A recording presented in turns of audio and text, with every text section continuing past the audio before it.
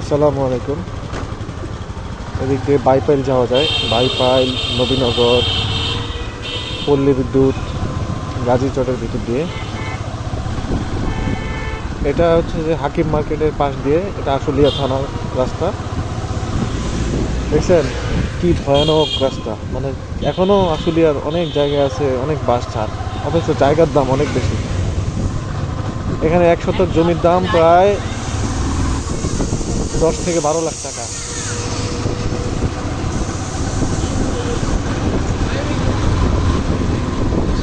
অনেকে আর কি প্লট করে, এই যে এগুলো প্লট করে রাখছে, ওই যে মেলা লাগছে, আবার প্লট করে বিক্রি করতেছে, তারপর বেশি দামে বেচা যায়। এই জায়গাটার নাম সম্ভবত বুরুজ পার্ক।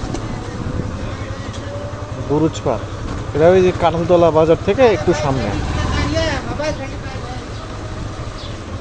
আমার এই পুকুরটা দেখলে আমার খুব লাগে, মনে হয় যে এখান থেকে চলে বাড়িতে চলে যাই।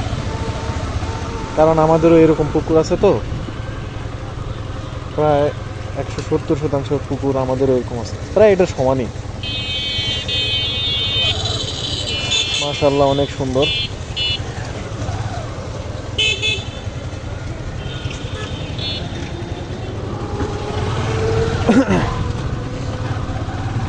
যে ভাইজান একটা ছবি তুলতেছে পুকুর পাড়ে। আসলে পানি থাকলেই সৌন্দর্য বাড়ে।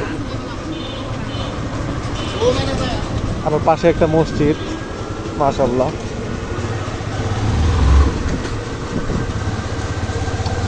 এই যে শেষ বিকেলে এরকম একটু ঘোরাঘুরি করলে ভালোই লাগে, মানে রিফ্রেশমেন্ট পায় শরীরটা।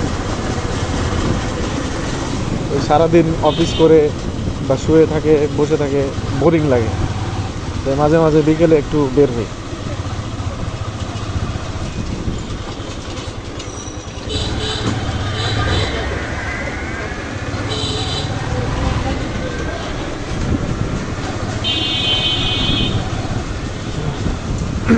এটা হচ্ছে কি বলে, এদিক দিয়ে বাইপাইলও যাওয়া যায়, আবার ভিতর দিয়ে পল্লী বিদ্যুৎও যাওয়া যায়।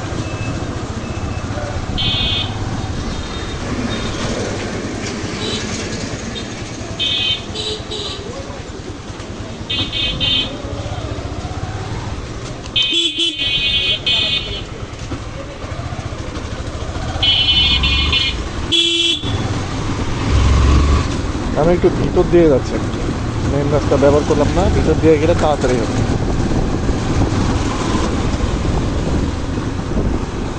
এই রাস্তার সবচেয়ে বিরক্তকর জিনিস হচ্ছে বিট। দেখেন এখানে থেকে মাত্র 100 ফুট দূর হবে আরেকটা বিট দিচ্ছে, তারপরে 25 ফুট দূরে আরেকটা বিট দিছে। এটা কি কোনো মানুষের কাজ বলেন তো?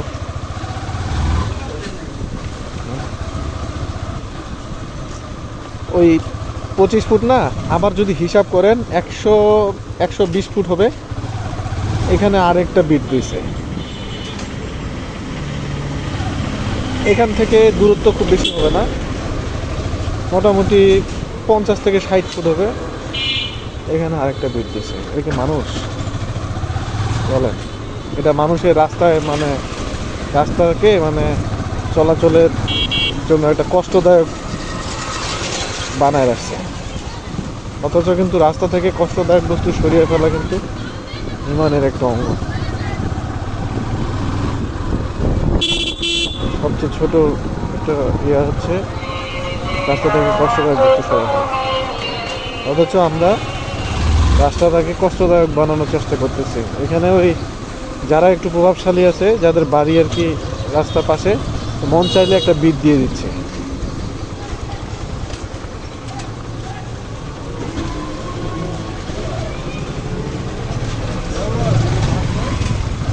এই যে প্রাচীরটা দেখতেছেন এর ভিতরে, এটা হচ্ছে গাজীচট হাই স্কুল, মোটামুটি অনেক বড় এখানকার মধ্যে। এটা সরকারি না, কিন্তু নিবন্ধনভুক্ত।